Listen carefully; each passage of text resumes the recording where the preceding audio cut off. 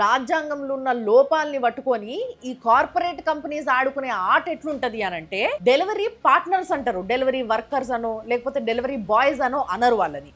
ఎందుకో తెలుసా? పార్ట్నర్స్ అంటే కమిషన్ బేస్డ్ ఇవ్వచ్చు.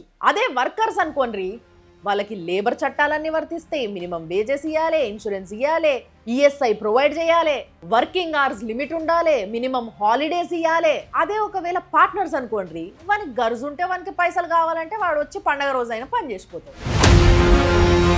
అప్పట్లో బానిసలు ఎవరన్నా ఎదిరించారు అనుకో, రాజుల్ని ఏం చేస్తుండే? కొరడాలు పెట్టి కొట్టిస్తుండే.